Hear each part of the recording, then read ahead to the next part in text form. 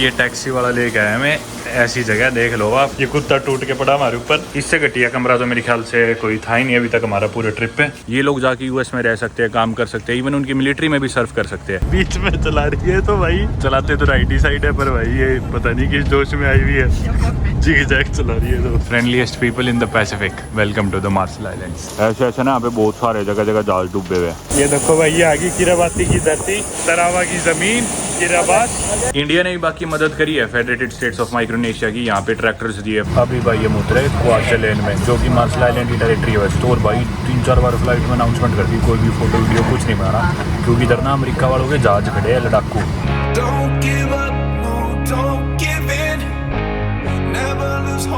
स्वागत है आप सभी का एक नई वीडियो में। मैं हूं फिलहाल नारू देश के एयरपोर्ट पे। जी हाँ, नारू जो कि दुनिया की लीस्ट विजिटेड कंट्री है, सबसे ओबीस फैटेस्ट कंट्री, जो भी सारी चीज़ें आपने पिछली वीडियोज़ में देख लिया। आज है आखिरी दिन, नाuru एयरपोर्ट से डिपार्ट करने वाला हूँ मैं अगली डेस्टिनेशन के लिए। और ये एयरपोर्ट काफ़ी फैमिलियर है, क्योंकि हम इधर आते थे रोज़ गाड़ी लगा के, बाथरूम वगैरह यूज़ करते थे। 4 दिन हम गाड़ी में रुके। और आज जो हमारी फ़्लाइट है वो यहाँ से जाएगी माइक्रोनेशिया, जो कि एक और देश है ओशियाना में या फिर पैसिफिक ओशन में। माइक्रोनेशिया दरअसल एक पार्ट को भी कह देते हैं, ओशियाना कॉन्टिनेंट के एक पार्ट को, लेकिन एक देश भी अलग से। तो उस देश में जाएंगे माइक्रोनेशिया, एक रात रुक के अगले दिन फिर एक और फ्लाइट है मार्शल आइलैंड्स की। अभी जिधर हम रुके हुए थे, ईवा लॉज करके 2 ही होटल है इस पूरे देश में नाuru में। तो ईवा लॉज के नीचे एक कैफ़े सुपरमार्केट सा था, उससे जल्दी से मैंने एक डोनट सा लिया, चॉकलेट डोनट, और एक कॉफ़ी ली। सुपरमार्केट में दूध खत्म था, और ये सारी सप्लाईज ना सुपरमार्केट की ऑस्ट्रेलिया न्यूजीलैंड से आती है, और 6-6 हफ्ते लग जाते हैं आने में इधर। तो एक बार कोई चीज़ खत्म होगी तो 1-1.5 महीना रुकना पड़ता है जब तक वो दोबारा आए। एयरपोर्ट आके फ्लाइट में चेक इन कर लिया। नारू एयर के साथ फ्लाई करने वाले, हफ्ते में सिर्फ 2 ही फ्लाइट होती है इस देश में। नारू एयरलाइंस की फ़्लाइट हमारी, फ़्लाइट नंबर है ON041, जो कि चलती है ब्रिस्बेन ऑस्ट्रेलिया से, फिर आती है यहाँ पे, यहाँ से फिर हो जाती है किरेबाती, किरेबाती से हो जाती है मार्शल आइलैंड, मार्शल आइलैंड्स के बाद माइक्रोनेशिया। यही पूरा रूट है इसका फ़्लाइट का। हालांकि माइक्रोनेशिया इधर से इतना दूर नहीं है, आप मैप पे देखोगे तो, पर यहाँ से हमारी फ़्लाइट चलेगी 3 बजे और हम पहुँचेंगे रात के 9 बजे माइक्रोनेशिया में। इधर इंटरनेट की बहुत दिक्कत है भाई इस देश में, आपने पिछली वीडियोज़ में देख ही लिया होगा। सिर्फ 3G चलता है, और 150 MB इंटरनेट इंडिया के 225 रुपये का आता है। इवन एयरपोर्ट पर जब चेक इन कर रहे थे तो चेक इन होने ही लग रहा था, एयरलाइन वाले बोले कि हमारा इंटरनेट नहीं चल रहा। कुछ देर इंतज़ार करा, फिर चेक इन हुआ, बैग्स वगैरह रख के अभी हम बाहर आ गया। फ़्लाइट है 3 बजे की, और बोला है 1:50 पे ऊपर जा सकते हो, जिसमें अभी 1 घंटा बचा है। अभी हुए है 1:45, तो 1-1.25 घंटा है, नीचे ही बैठना पड़ेगा, ऊपर भी नहीं जा सकते। एयरपोर्ट वैसे फ़्लाइट तो 2 ही दिन आती है, पर दिन में थोड़ी देर रोज़ खुलता है। और ये है इनका रनवे बाहर जो आप देख रहे हो। और अब जैसे ना एयरपोर्ट खुला है तो ये रोड बंद हो जाएगी, लोगों को उधर बाहर से घूम के जाना पड़ेगा। और शाम को अगर एयरपोर्ट बंद है तो लोग इधर से भी जा सकते हैं, शॉर्टकट्स है वैसे उधर जाना हो तो। उधर है समुद्र।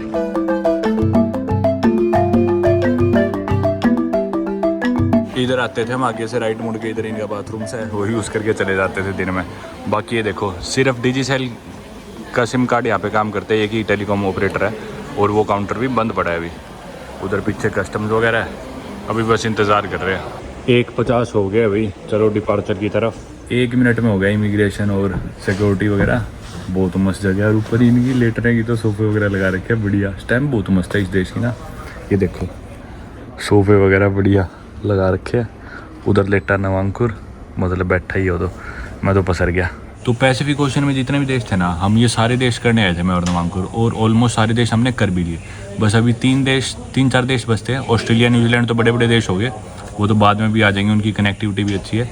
माइक्रोनेशिया, मार्शल आइलैंड्स और किरिबाती, ये 3 देश बच रहे, जिसमें से माइक्रोनेशिया हम जाने लग रहे हैं, और उसके बाद मार्शल आइलैंड्स आ रहे, सिर्फ बच जाएगा किरिबाती। उसके बाद पूरे ओशियाना कॉन्टिनेंट के जितने भी देश थे, Samoa, Nauru, Tonga, Palau, Papua New Guinea, जितने भी हमने सारे देश कर लिए, वनुआटू, सोलोमन आइलैंड्स।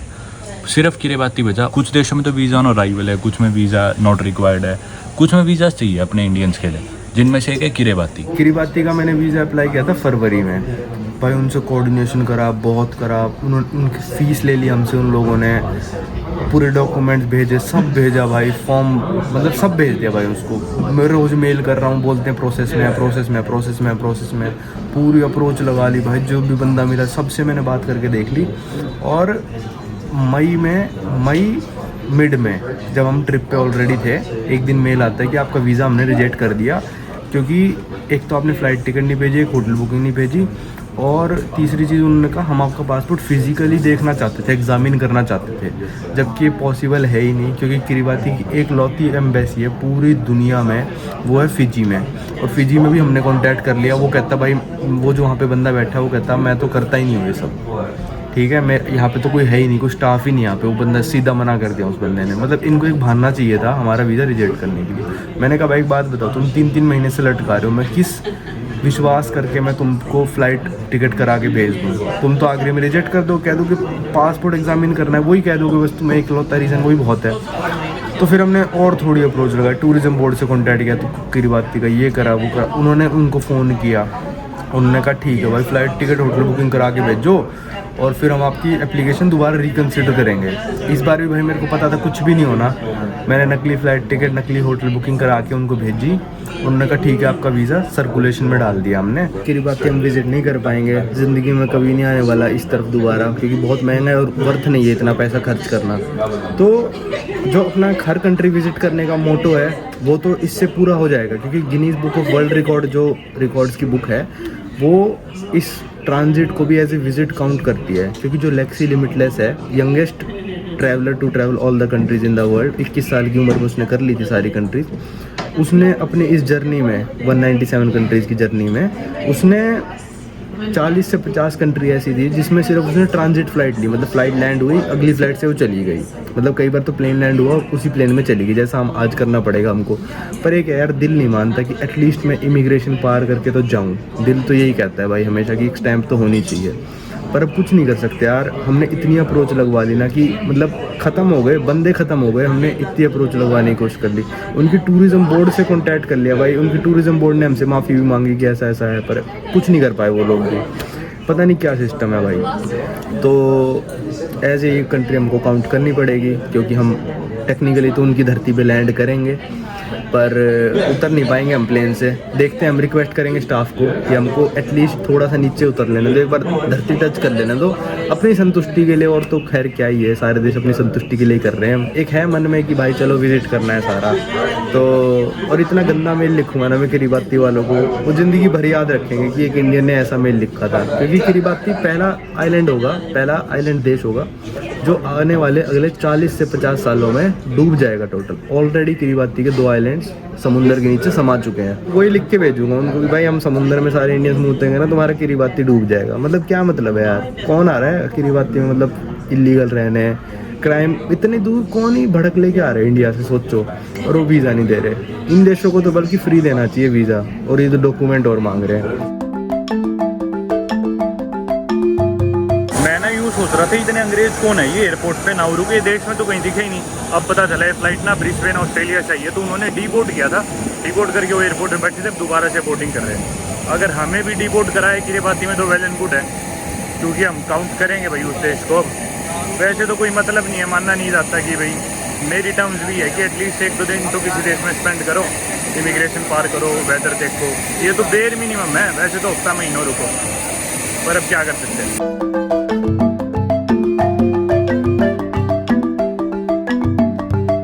11D है मेरी, तेरी कितनी है? अगर इन्होंने ऐसे ही डिवोट कराया ना किरीबाश या किरीबाती में भी कुछ भी बोल लो तो सही है, वरना हम क्या करेंगे, इससे जो स्टाफ एयरलाइन का उससे रिक्वेस्ट करेंगे कि भाई एक बार ये हमें नीचे जाने दो, कदम रख के वापस ऊपर आ जाएंगे। भाई बहुत मेहनत करी, बहुत रिक्वेस्ट करी, उनको वीज़ा के लिए 4-5 महीनों से पीछे पड़े हुए, पता नहीं किस चीज़ की हवा है यार, समझ में ही नहीं आ रहा। और देशों की भी खैर कॉम्प्लिकेटेड है, क्योंकि इधर कोई घूमने आता नहीं, पूरी दुनिया की लीस्ट विजिटेड कंट्रीज है सारी, तो जिनमें चाहिए था 2-4 वीज़ा उसमें था कन्फ्यूजिंग काफ़ी, पर चलो इतनी परेशानी नहीं आई। इन्होंने तो बहुत दुखी करा, नवांकुर रोज़ उन्हें ईमेल्स लिखता, मैसेज लिखता।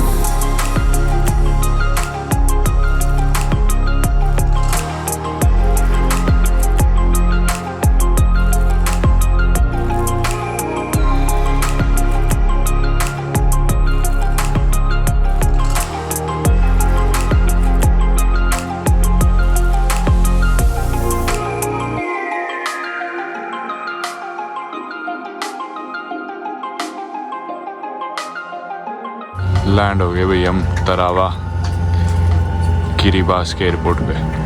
अरे वो ये मना करने की प्रोबेबिलिटी बहुत ज़्यादा है। मना करेंगे तो वापस आ जाएंगे। चल एक बार पूछते हैं कि नीचे बस पैर रख के वापस आ सकते हैं। आजा भाई केबिन क्रू मान गया हमारी रिक्वेस्ट को।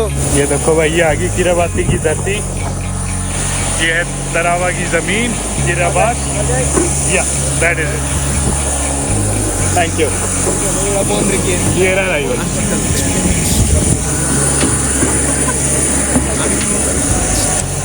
तो भाई फाइनली कदम रख ही दिया किरीबास में, तरावा में। यही था भाई, बस कदम रख के आना था, क्योंकि क्या बताइए देश बचे ना बचे, डूब जाएगा थोड़े टाइम में। चलो कोई नहीं, खुद की तसल्ली के लिए था, यूँ था बस एक बार कदम तो टेक्यो, बाद में हो ना हो ये देश कुछ साल बाद आज से। कैबिन क्रू से हमने रिक्वेस्ट करी कि भी ऐसे ऐसे हम कर देगा, तो वो पहले तो उसने लगे कि क्या बोल रहे हैं, उन्हें लगा कि ये भाग्य तो नहीं गए, तो बोले ऐसे नहीं होता है ये वो। मैं बोला प्लीज़ बस 10 सेकंड उल्टा आ दूँगा। वो बोला चलो मैं साथ चलता हूँ। वो बोला चलो मैं साथ चलता हूँ। फिर वो नीचे उतरा और हमने पैर रखा और उसी टाइम वापस अंदर आ गए। सारे लोग उतर रहे थे, ग्राउंड स्टाफ वाले भी, भैया क्या कर रहे हैं, क्या बात है। पर चलो करके आ गए। यूँ तो हो गया कि चलो कदम रख दिया, पैर टेक दिया उस देश की धरती में। काउंट तो नहीं कर सकते ऐसे ही एक तरह से, पर चलो याद रहेगा बाद में 50-60 साल बाद की भी ऐसे देश होता तो उस पर पैर तो रखा हुआ है कम से कम। यहाँ पे बाकी 40 मिनट रुकेगा प्लेन, और जो पैसेंजर्स अभी चढ़ेंगे आगे यहाँ से आगे के लिए, फिर आगे जाएगा मजूरो, मार्शल आइलैंड, फिर उसके बाद हम जाएंगे माइक्रोनेशिया। यहाँ पे तो पूरा भर गया भाई प्लेन एकदम, पता नहीं कहाँ से लोग आए, इतने सारे निकल गए इस एयरपोर्ट पे। तरावा पे एकदम फुल हो गया, हम लगा लो। Don't give up, no, don't give in. Never lose hope, don't let go of the promise. It ain't done, yeah, he's got a plan. Watch him rain down. तो भाई Majuro martial island में हो गया land. 2 बार तो बैठ चुके, अभी तीसरी बार फिर उड़ेगी ये फ्लाइट माइक्रोनेशिया के लिए। आज तो पूरा दिन ही एयरपोर्ट जाने में या एयरपोर्ट के ऊपर या फ्लाइटों में निकल गया। प्राइवेट प्लेन लाना चाहिए, एक प्राइवेट प्लेन लेना पड़ेगा जल्दी। मोस्टली सारी सवारियाँ यहीं उतर रही है मजूरों में ही। माइक्रोनेशिया तो शायद कम ही लोग जाएंगे आगे। बाकी कल इस एयरपोर्ट पे हमें दोबारा आना है मजूरों में, मार्शल आइलैंड में। आज माइक्रोनेशिया पहुँचेंगे, एक रात माइक्रोनेशिया रुके, कल वापस इधर आएंगे। आप लोग सोच रहे होगे भाई कि भी वापस इधर आना ही है तो जा क्यों रहे हो माइक्रोनेशिया। तो ना दरअसल वैसे तो ये सारे देश एक जैसे ही है, पैसिफिक ओशन में कोई ज़्यादा फ़र्क है नहीं, एक से ही दिखते हैं सारे, ना कुछ ज़्यादा करने को है। और जैसे नाउरू में हम रुके 6 दिन, तो वो ऐसे हो गया था भाई करे क्या, पूरा देश ही देख लिया, सारी चीज़ें कई बार ही देख ली, 2-3 बार देख ली, पैदल चल के देख लिया, कुछ था ही नहीं करने को। मतलब यूँ लेटे रहना तो चाहे फिर कितने दिन रह लो, पर इतना ज़्यादा कुछ है नहीं इन देशों में करने का, और सारे थोड़े सिमिलर से ही है। तो फिर यूँ सोचा था चलो एक और देश हो जाएगा, माइक्रोनेशिया जाएंगे, वहाँ की स्टैंप कलेक्ट हो जाएगी, जो इमिग्रेशन स्टैंप होती है पासपोर्ट पे, वो कलेक्ट करने का भी शौक है मेरे को, नवांकुर को। तो बस यूँ लगा लो स्टैंप लेने जा रहे हैं, एक रात रुकेंगे, फिर वापस आके इधर मार्शल आइलैंड रुकेंगे, कुछ दिन यहाँ रुक के फिर मैं अमेरिका जाऊँगा। नवांकुर भी अमेरिका जाएगा, पर ये जाएगा लास वेगास, मैं जाऊँगा सैन फ्रांसिस्को। एक फ्लाइट में पहले इतना ज़्यादा खाना कभी नहीं खाया, तीसरी बार खाना मिला है। हालांकि उड़ान भी 3 बार भरी है, लेकिन प्लेन तो सेम ही है, मतलब एक प्लेन में इतनी बार नहीं मिला। वो नवांकुर खाने लग रहा, कुछ देर में ड्रिंक्स आ जाती है और खाने का आता रहता है भाई, पर खाना अच्छा नहीं है। आखिरकार भाई लैंड हो गए माइक्रोनेशिया के एयरपोर्ट, फनम फे या फनम फे, पता नहीं यार कैसे प्रोनाउंस करते हैं इसे। उतरते हैं अभी। इस देश की एक चीज़ सही लगी यार, किसी भी पैसिफिक कंट्री में ना एयरपोर्ट पे वाईफाई नहीं मिलता, रेयरली मिला होगा। इस पे तो प्लेन में बैठे बैठे तक सिग्नल आ गया, ओपन वाईफाई था। जिस होटल में रुकने वाले उसका नाम है मैंग्रोव बे होटल, और ड्राइवर बाहर आया होगा, इमिग्रेशन आ गई इधर। ये पड़ा भाई बैग मेरा, इमिग्रेशन वगैरह तो हो गया, नवांकुर गया बाहर। तो भाई काफ़ी स्मूथली हो गया। वैसे तो इमिग्रेशन पे सबसे इतने सवाल जवाब कर रहे थे, क्योंकि ये थोड़े से है ना चिल्ले अमेरिका के, इधर की करेंसी भी अमेरिकन डॉलर्स है, और वीज़ा ये अराइवल पे देते हैं कि इतने दिनों तक आप रह सकते हो। कितने दिन का दिया तेरे को? एक ही दिन का दिया ना। हाँ, कल की फ़्लाइट से तो यूँ लिखा है एडमिटेड अनटिल कल तक, कल की डेट डाल के बस कल तक का। और कुछ नहीं, पर हमसे इतने सवाल जवाब करे नहीं, पता नहीं क्यों। कस्टम्स पे भी बैग मेरा चेक नहीं करा, बस पूछा क्या कर रहे हो, कितने दिन रुकोगे। मैं बोला बस कल जाएंगे। चलते हैं बाहर। अब होटल से 2 लड़कियाँ लेने आई है। नवांकुर मेरे से पहले बाहर आ गया था। चलो यही है इनका एयरपोर्ट, पर बाकी देशों से सही लगा मेरे को, फिर भी सही। मैं तो एयरपोर्ट के बाहर निकला, हाँ, मैं भूल गया हमको लेने आए हुए लोग। मैं तो फिर मैंने ध्यान से देखा 2 मिनट बाद, मैंने कहा अच्छा ये खड़े हैं। हाँ। इतने धक्के खाए ना भाई इन देशों में, रात को टैक्सी ढूंढो, एयरपोर्ट पे सो, कहीं सोने की जगह ही नहीं है, दुखी हो, धक्के खाओ। पहली बार ऐसा लग रहा है अच्छा कि भी अच्छा कोई लेने भी आता है। VIP फीलिंग्स ही आ रही है। ये आ गई भाई वैन हमारी, चलो इसमें। एयरपोर्ट से हम जाने लग रहे हैं होटल की तरफ, और ये 2 लड़कियाँ लेने आई भाई, कमाल हो गया। रात के बज रहे हैं अभी 9:30 और रात के टाइम 2 लड़कियाँ लेने आई है ये। एक तो गाड़ी चला रही है, एक साइड में बैठी है। इन्हीं को कहते हैं कल छोड़ भी देना प्लीज़, है ना ड्रॉप ऑफ अपना? हाँ है, ये छोड़ेंगी भाई कल। इधर बाकी भाई रोड के राइट साइड में चलाते हैं, unlike many of the other Pacific countries जिनमें लेफ्ट ही नहीं चलाते पर इधर राइट में चलाते हैं। पर ये तो दोनों तरफ चला रही है, पी रखी है इसने। दोनों तरफ बीच में चला रही है तो भाई भाई बदमाशी। लेफ्ट से गाड़ी आ रही थी भाई, चलाते तो राइट ही साइड है, पर भाई ये पता नहीं किस जोश में आई हुई है, जिग-जैग चला रही है तो। भाई मैं ना इनसे लड़कियों से पूछ रहा था भाई तुम्हारी देश की जनसंख्या कितनी है, तो इनको बेचारियों को पता नहीं था। पर फिर मैं बोला कि भाई इधर ATM है तुम्हारे, तो बोली हाँ हमारे देश में ना 3 ATM है। बोली कि 2 तो है जो इनका बैंक है उधर, बोली एक जहाँ पे इनका फ़ोन वगैरह का है एक्सचेंज वगैरह, बोली उधर है। टोटल 3 ATM है। इधर करेंसी चलती है अमेरिकी डॉलर ही, US डॉलर ही हमारे पास है। बाकी मेरे पास पड़े हैं $500, नमांकुर के पास भी 250 है। होटल हमारा शायद $90 एक रात का है। और जो अगली कंट्री है ना मार्शल आइलैंड्स, उसकी करेंसी भी US डॉलर ही है। बाकी माइक्रोनेशिया के बारे में आपको बताऊंगा, कल बताता हूँ सुबह। अभी तो जाके चेक इन करते हैं, थोड़ा आराम करते हैं। ये आ गए भाई, आगे भाई होटल पे। ये खुद ही हमें लेने आई थी, ये जो यहाँ खड़ी है ना, मतलब होटल यूँ का यूँ छोड़ के चली गई और हमें लेने आ गई एयरपोर्ट पर, रिसेप्शन खाली छोड़ के। पर सही लग रहा है भाई। कमरे के बाहर ही भाई इन्होंने सर्फ बोर्ड्स रख रखे हैं, यानी कि यहाँ सर्फिंग होती होगी, वेव्स वगैरह। और ये तो बहुत बड़ा कमरा है, सही अलग अलग बेड मिल गए।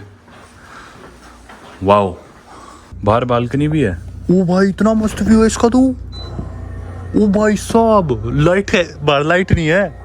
इधर आ जल्दी आ भाई, अंधेरे में आपको दिख नहीं रहा। ये पता है क्या है, ये बालकनी और नीचे पानी है, समुद्र है नीचे। हाँ भाई बहुत सेक्सी व्यू है ये तो। यार लाइट नहीं लगाई गई इनसे एक, तो कल सुबह सूरज निकलेगा तब सुबह दिखाऊंगा। तो सुबह के 9 बज रहे और रात को हम आए थे ना, उसके थोड़ी देर बाद बारिश शुरू हुई थी और रुकने का नाम ही नहीं ले रही। हम सुबह जल्दी उठ गए थे कि भी उठ के ना आराम से देश को एक्सप्लोर करेंगे, गाड़ी रेंट पे ले लेंगे। और ये देखो, इस समुद्र की मैं रात को बात कर रहा था, लेकिन भाई देखो बारिश ने सारा काम खराब कर दिया। इतना बढ़िया नज़ारा था बाहर, ये बैठने का था। अब बारिश की वजह से ये सारा भी ना छुप गया। देखो इधर इनका जंगल सा था, मतलब पेड़ पौधे दूर तक। सुबह दिख रहा था थोड़ा सा जब साफ था, बारिश धीरे हुई तो, लेकिन अब फिर तेज होगी। यहाँ बैठते आराम से, बाहर जाते, देश घूमते, गाड़ी में वीडियो बनाते, पर अब क्या कर सकते हैं, रुक ही नहीं रही भाई बारिश तो। इसका ना वैसे देश का नाम तो है फेडरेटेड स्टेट्स ऑफ माइक्रोनेशिया, यानी कि FSM, क्योंकि माइक्रोनेशिया तो एक्चुअली एक रीजन हो गया ओशियाना कॉन्टिनेंट का। बाकी ये 4 स्टेट्स हैं, इनकी मैंने बड़ी बड़ी बताऊँगा आपको आराम से, बाहर जा पाए तो। बारिश ने बाकी सारा काम खराब कर दिया। इधर ना बहुत होती है बारिश वगैरह, जिसकी वजह से यहाँ पे काफ़ी सारे वाटरफॉल्स और क्रीक्स भी फॉर्म हो गए, और इवन बर्ड्स की स्पीशीज़ भी यहाँ पे बहुत सारी है। इधर ना देखो एक इंटरेस्टिंग चीज़ दिखाता हूँ आपको। ये देखो सामने दिख रहा है आपको, ये जहाज डूबा हुआ है भाई। ऐसे ऐसे ना यहाँ पे बहुत सारे जगह जगह जहाज डूबे हुए हैं। ये देखो साथ वाली बालकनी में तो ये भी है, दूरबीन सी जूम इन करके देखने के लिए। ये देखो भाई,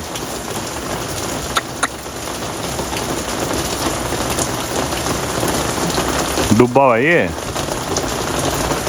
बिल्कुल हमारी बालकनी से, और मैं भीग गया भाई। चलो अंदर भाई, बाहर तो बारिश हो रही है तो हम इधर छाया के अंदर रह रहे हैं कि थोड़ा सा आपके साथ बात कर लेता हूँ माइक्रोनेशिया के बारे में। तो दरअसल ना Micronesia federated states of Micronesia के 600 से ज़्यादा आइलैंड्स है वैसे देखा जाए तो, पर टोटल एरिया अगर कंबाइन करें तो 702 स्क्वायर किलोमीटर है सिर्फ। मेन इनकी 4 ही स्टेट्स है, आइलैंड्स तो छोटे छोटे बहुत है, किसी पे लोग रहते हैं नहीं रहते। ये जो 4 स्टेट्स है ना इधर, उनके नाम अगर लेफ्ट से राइट हम चले तो याप, चूक, पोनपाई जिसमें हम इधर है और कैपिटल सिटी भी है, और कोसराय। ये 4 ना मतलब स्टेट्स थी या फिर अलग अलग आइलैंड लगा लो बड़े, इन्होंने मिलकर ना एक इंडिपेंडेंट कंट्री बन गए 1986 में। और इन्होंने ना 1986 में US के साथ compact of free association sign करा, जिसमें इन्हें इंडिपेंडेंस मिल गई अमेरिका से, और ये एक अलग देश बन गया। हालांकि थोड़े से अलग अलग है ये जो 4 स्टेट्स है, क्योंकि लैंग्वेज अलग है, एथनिक ग्रुप्स अलग है, पर फिर भी माइक्रोनेशियंस की कैटेगरी में ही आते हैं। लेकिन पर ये मिलके एक कंट्री बन गए और इसलिए जो इनका फ्लैग है ना माइक्रोनेशिया का, उस पर आप देखोगे 4 स्टार्स है। वो 4 स्टार्स ना इन अलग अलग 4 स्टेट्स को ही दर्शाते हैं। जैसे अमेरिका का फ्लैग आपने देखा होगा, उस पर 50 स्टार्स है, वो अमेरिका की 50 स्टेट्स के लिए हर एक स्टार है। यूएस से इन्हें एक तरह से इंडिपेंडेंस मिल तो गई, लेकिन अभी भी यहाँ पे यूएस की बहुत ज़्यादा प्रेजेंस है, क्योंकि इन्होंने वो एग्रीमेंट साइन कर रखा है। और ये खुश भी है, 2004 में वो रीन्यू भी हुआ था, कॉम्पैक्ट ऑफ फ्री एसोसिएशन, क्योंकि यूएस के यहाँ पे ऑलरेडी बेसिस थे, ट्रेड एग्रीमेंट्स थे। तो यूएस बोला ठीक है भाई, हम अपनी प्रेजेंस रखेंगे, बदले में ये लोग जाके यूएस में रह सकते हैं, काम कर सकते हैं, इवन उनकी मिलिट्री में भी सर्व कर सकते हैं। लेकिन इनकी एक अलग यूनिट होती है जो यूएस के सिटीजन्स है, उस वाली में तो नहीं जा सकते, पर यूएस मिलिट्री में फेडरेटेड स्टेट्स ऑफ माइक्रोनेशिया के लोग सर्व कर सकते हैं। इसके अलावा भी यूएस इन्हें मदद करता है, जैसे इन्हें प्रोटेक्ट करता है, सारी मिलिट्री सर्विसेज और बाकी असिस्टेंस यूएस इन्हें काफ़ी देता है। यहाँ की करेंसी भी यूएस डॉलर्स है, और रोड के राइट साइड ही चलाते हैं भी अमेरिका की तरह। इवन जो प्लग्स है फिर सॉकेट्स है वो भी यूएस जैसे ही है यहाँ पे भी, बाकी पैसिफिक कंट्रीज जो है उन जैसे सॉकेट्स नहीं है। ये जो इंग्लिश बोलते हैं ना, उसका एक्सेंट भी थोड़ा अमेरिकन सा ही है। इंडिया ने भी बाकी मदद करी है फेडरेटेड स्टेट्स ऑफ माइक्रोनेशिया की, यहाँ पे ट्रैक्टर्स दिए, फार्मिंग इक्विपमेंट दिया है, और इवन एजुकेशन स्कॉलरशिप्स भी दी है। इसके अलावा यूएस तो इनका मेन लगा लो, सब इनके दोस्तों की अगर बात करें तो मेन तो यूएस है सबसे इंपॉर्टेंट। उसके अलावा पलाऊ से भी काफ़ी क्लोज है, मार्शल आइलैंड्स भी इनका क्लोज दोस्त है इस देश का। बाकी इधर कब्जे की बात करें तो पोर्टुगीज आए थे, पर वो इग्नोर करके निकल गए। स्पेनिश आए, स्पेनिश का कब्जा रहा, फिर जर्मन्स को बेच दिया उन्होंने। जर्मन्स के बाद जापान आया, और उसके बाद यूएस से, और अब फाइनली एक इंडिपेंडेंट कंट्री है। कैपिटल सिटी इनकी बाकी पोनपे ही है, जिसमें हम अभी है। और पोनपे और चुक के जो एयरपोर्ट्स है वो सबसे बिजीएस्ट इनके इंटरनेशनल एयरपोर्ट्स है। बाकी हर स्टेट में, यानी कि चारों स्टेट में एक इंटरनेशनल एयरपोर्ट है हर आइलैंड के लिए। सबसे बड़ी सिटी इनकी है वेनो, जो कि चुक में पड़ती है वो भी। और अगर रिलीजन्स की बात करें तो मोस्टली सारे लोग यहाँ पे क्रिश्चियंस है, क्योंकि यूएस का इन्फ्लुएंस था, स्पेनिश का इन्फ्लुएंस था।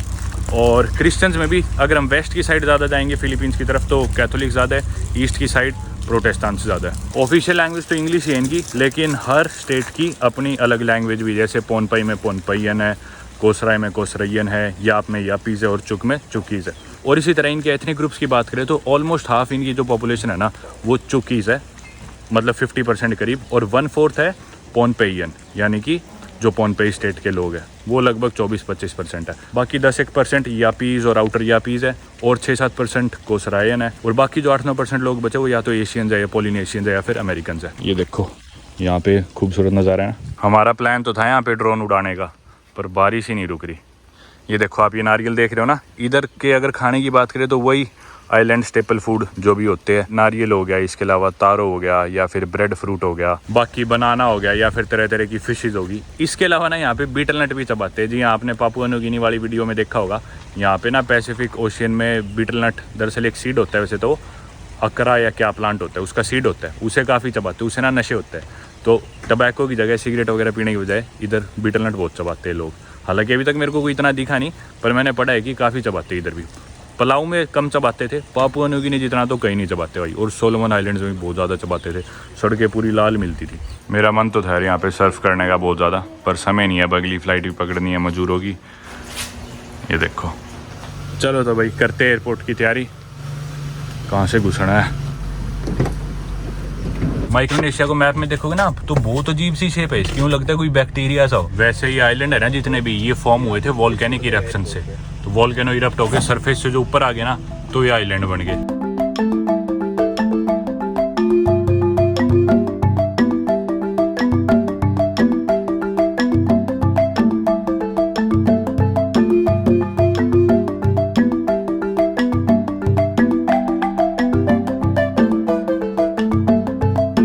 यूनाइटेड एयरलाइंस की फ़्लाइट है हमारी, और फ्लाइट उड़ने में है 2 घंटे। अभी चल के चेक इन करते हैं।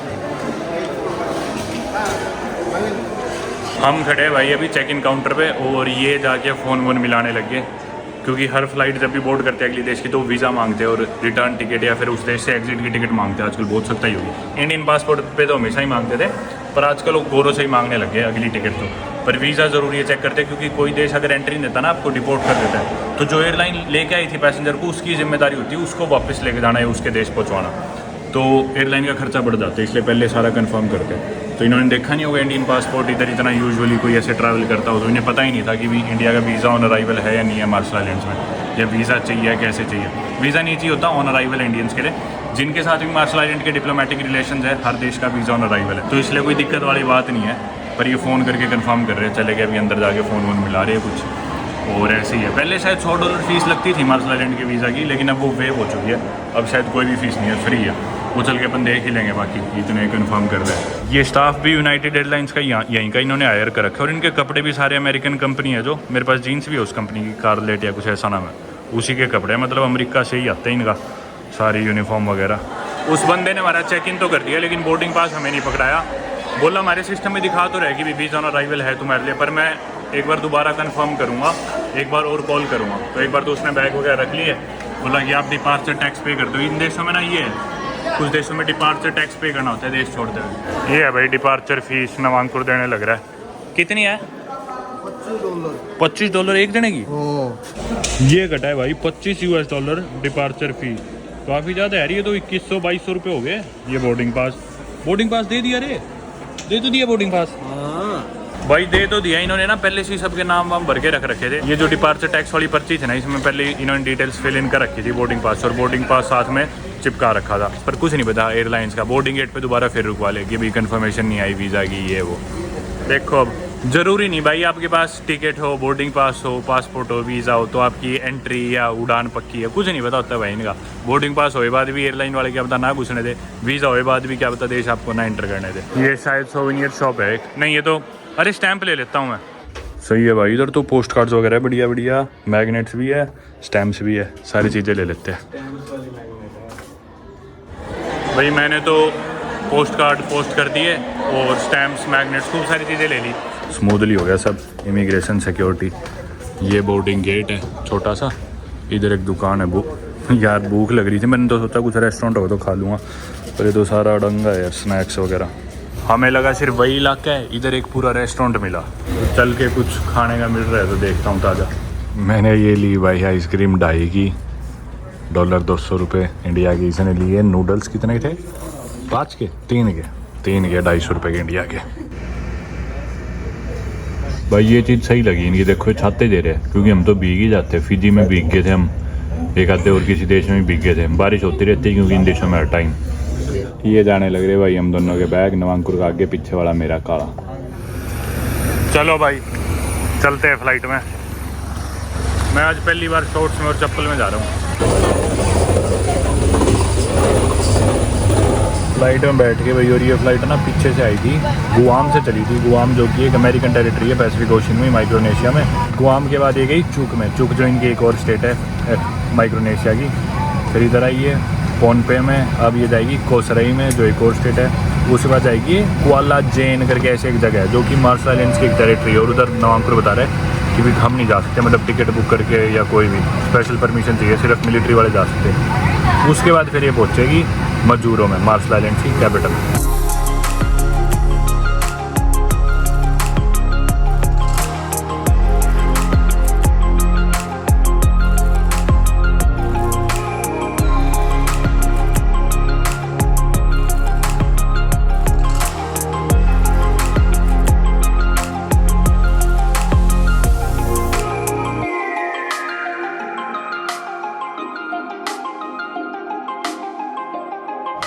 अभी कोसराय उतर गया हम, और कितना खूबसूरत है यार, इतना मस्त नज़ारा है इधर से, तो बहुत सुंदर है यार, ज़बरदस्त। प्लेन लैंड हो रहा था ना, ऐसे बिल्कुल लग रहा था समुद्र पे चल रहा है प्लेन, और रनवे बिल्कुल नहीं था समुद्र पे ही, आसपास और लैंड नहीं था। मतलब ये लैंड स्टार्ट हुआ रनवे से ही स्टार्ट हुआ। मस्त है यार, बहुत खूबसूरत लग रहा है। यहाँ पे ना चॉइस है कि चाहे तो बैठे रहो प्लेन में, चाहे उतर जाओ जिसको उतरना है।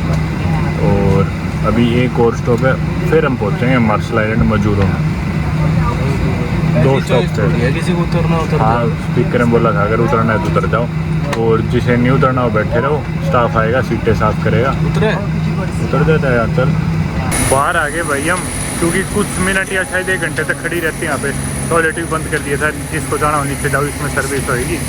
तो अलग ही हिसाब किताब था, मतलब जिसे नहीं भी उतरना ना इधर, जिसकी डेस्टिनेशन नहीं है, वो भी उतर के चाहे टर्मिनल पे चले जाओ। हमें सुंदर लग रहा था वो, तो हम आगे।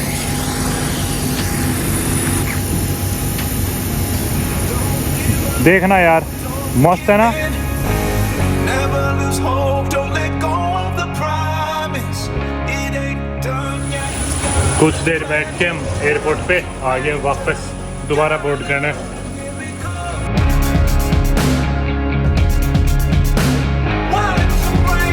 अभी भाई ये उतरे क्वार्टरलैंड में, जो कि मार्शल आइलैंड की टेरिटरी है वैसे तो। और भाई 3-4 बार फ्लाइट में अनाउंसमेंट कर दी कोई भी फोटो वीडियो कुछ नहीं बनाना, क्योंकि इधर ना अमेरिका वालों के जहाज खड़े हैं लड़ाकू, और उनकी ना उनका मिलिट्री बेस है यहाँ पे। तो भाई सख्त हिदायत दी थी कि भी फोटो वीडियो यहाँ कुछ भी नहीं बनाना। जिनकी डेस्टिनेशन ही है ना वो उतर भी नहीं सकते, फ्लाइट से अंदर बैठे रहो।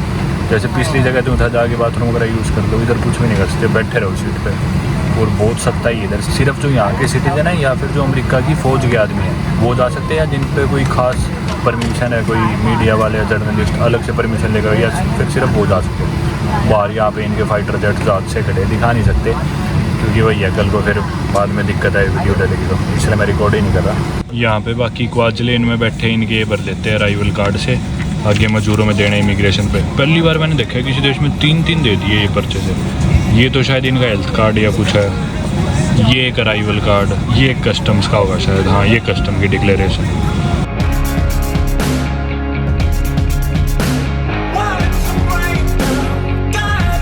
फाइनली भाई मजूरो लैंड हो गए मार्शल आइलैंड्स, यहाँ पे उतरेंगे। और ये है भाई एयरपोर्ट मजूरों का, उतरते हैं यार। अंधेरा हो गया, बाकी शाम के बजे अभी 7:30। पिछले 2 दिन तो भाई फ़्लाइटों में ही निकल गए, पता नहीं कितनी फ़्लाइट ले ली, 6 लिए होंगे शायद। अभी एक बार चल के इमिग्रेशन कराते हैं, उसके बाद बात करता हूँ आपसे। ओ भाई ये देखो क्या लिखा है, friendliest people in the Pacific welcome to the Marshall Islands. ये है इनकी स्टैम्प भाई, 90 दिन का फ्री वीज़ा ऑन अराइवल है, और साथ में एक ये कार्ड सा संभाल के रखना है। बहुत फ्रेंडली थे यार इमिग्रेशन वाला तो। यहाँ पे आ गया, अब हम बैगेज की वेट कर रहे हैं, आया नहीं अभी बैगेज। तो ना आज भी हमारा काफ़ी बारियों की तरह होटल वगैरह कुछ बुक नहीं है। इमिग्रेशन तो हम बोल के आगे एक होटल का नाम के उधर रुक रहे हैं, पर उसने कोई बुकिंग वगैरह मांगी नहीं, पर हमारा कुछ भी बुकड नहीं है। रात के भी 8 बज चुके, मतलब 7:45 हुए अभी, लेकिन बैग लेके बाहर निकलेंगे इतने 8 बज जाएंगे। और इधर एक ही होटल है मार्शल आइलैंड्स रिजॉर्ट नाम करके, लेकिन वो फुली बुक था, हमने 1 हफ्ते पहले पता करा था, तब से बुकड ही है। एक कोई रीमर्स करके भी है, लेकिन वो भी बुकड है, किसी का कोई जवाब नहीं है, बस 1-2 ही है, और ये दोनों बुकड है। तो पता नहीं अब क्या होगा क्या नहीं होगा, बाहर चल के ही देखेंगे। और बैग का इंतज़ार कर लेते हैं। बाकी इंडिया के लिए था ऑन अराइवल वीज़ा, बहुत से देश ऐसे जिनके लिए नहीं भी है, पर अच्छी बात है चलो अपने लिए तो था। ये कन्फ्यूजन भी दूर होगी, उधर जैसे वो बोल रहे थे आपके लिए है या नहीं है, आते ही 2 मिनट के अंदर इमिग्रेशन होगी, स्टैम्प कर दिया, 90 दिन तक रह सकते हो, कोई दिक्कत नहीं है। बाकी इधर ना बहुत ज़्यादा उमस हो रखी है, एसी वगैरह कुछ नहीं है, और पता नहीं बाहर तो चलो बारिश आ रही थी तो ठंडी हवा चल रही थी, अंदर आती एकदम गर्मी और उमस बहुत ज़्यादा। इनका मतलब इतना ज़्यादा सही लगा नहीं मेरे को एयरपोर्ट का जुगाड़, माइक्रोनेशिया का इससे काफ़ी ठीक था। बैगेज बेल्ट भी ये है थोड़ी देसी सी, और आया भी नहीं अभी तक बैगेज। अभी ध्यान दिया भाई मैंने, बेल्ट तो है ही नहीं इधर, सीधा इसमें से बैग यूँ फेंक के ये देखो सीधा इधर की सड़ा के दे देंगे, बेल्ट नहीं है कोई। ये आ गया भाई बैग अपना, बीच तो नहीं रहा, हल्का सा पानी लगा हुआ है, ज़्यादा तो नहीं। कस्टम्स वगैरह हो गए, और यहाँ से ना शायद सिर्फ यूनाइटेड एयरलाइंस ही ऑपरेट करती हुई, इनका ही दिख रहा है मेरे को। चेक इन काउंटर तो बंद हो चुका जो कि, और अब हम आगे बाहर इमिग्रेशन कस्टम बैगेज वगैरह सब ले लिया। अब यहाँ किसी से पूछते कोई होटल मिल जाए तो। मिला कोई मिला अभी देखता हूँ। तो भाई रॉबर्ट रीमर्स जो होटल था ना, उसका बंदा खड़ा था यहाँ पे बोर्ड सा लेके, किसी का इंतज़ार कर रहा होगा। हमने उसे बताई सिचुएशन भाई, क्योंकि इस देश में ऑनलाइन कोई होटल दिखाता ही नहीं। वैसे तो इनकी होटल ही तो है, रीमर्स और मार्शल आइलैंड रिजॉर्ट, दोनों बुकड आउट थे। तो हम बोले भैया ये सिचुएशन है, कोई और तरीका है क्या कहीं रुकने का? तो बोला भाई कोई तरीका नहीं है। बोला एक जगह है फ्लेम ट्री गेस्ट हाउस करके, हॉस्टल करके, वो हमने भी देखा था ऑनलाइन, वो दिखा रहा था, पर वो पता नहीं ऑपरेशन है नहीं, ना उसका नंबर मिला, कुछ भी नहीं था। तो अब एक ही उपाय बचा हमारे पास, किसी टैक्सी वाले को बोलते हैं भाई कहीं रुकने की जगह तेरे को पता है तो वहाँ पे ले चल, वरना ये जो फ्लेम ट्री हॉस्टल है इधर ले चल, उधर जाके पता कर लेंगे वो खुला होगा और उनके पास बेड हुआ तो चलते हैं भाई। अभी यहाँ तो क्योंकि कहीं सोएंगे, एयरपोर्ट भी इनका ऐसा मतलब सो नहीं सकते, जगह है ही नहीं क्योंकि। मतलब हमें दिक्कत नहीं है पैसे देने में, एक रात के $100-200 भी कोई दिक्कत नहीं है, दे देंगे। अगर कुछ हो तो अवेलेबल, शायद कुछ है ही नहीं अवेलेबल इधर, पूछते इससे। भाई पानी भर रहे हैं नीचे, पैर गिल्ले हो गए मेरे तो। भाई हमने इस टैक्सी वाले से बात करी है, बोला $7 लूँगा एक बंदे के टैक्सी में, हालांकि प्राइवेट टैक्सी, फिर भी पर पर्सन पता नहीं क्यों बोल रहा है। मैं बोला भाई $15 दे देंगे तेरे को, 14 की जगह 14 की जगह 15 दे देंगे, तुम्हें कहीं ऐसी जगह छोड़ दे जिधर हमें सोने की जगह मिल जाए, सोच सके हम। पानी भर रहा है भाई, ये तो पैर ही फिट नहीं आएंगे। Can you push the seat further, thank you. इनकी सड़कों पे देखो यार कितना अंधेरा है। प्लेन से तो लग ही नहीं रहा था नीचे कोई देश भी या कुछ है भी, क्योंकि लाइटें दिख ही नहीं रही थी। एकदम से लग रहा था कहाँ लैंड करा दिया है। देखो ये यहाँ पे पेड़ है बड़े बड़े, और एक आधी घरों की लाइट आपको दिख नहीं रही होगी। कल दिन में दिखाऊंगा अच्छे से घर वगैरह। सड़कों पे यार मतलब पानी सा भरा हुआ है और बिल्कुल शांति है, मतलब बिल्कुल आम जिंदगी है यहाँ पे।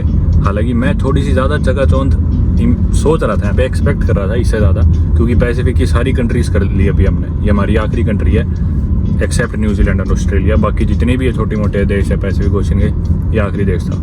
इसका मैप देखोगे ना आप मार्शल आइलैंड का, तो एकदम पतला सा है। और मतलब ना ये दरअसल वॉल्केनो जो सरफेस के ऊपर आ गए ना समुद्र के ऊपर, वैसे फॉर्म हुए हुए ये अटोल्स या फिर आइलैंड्स।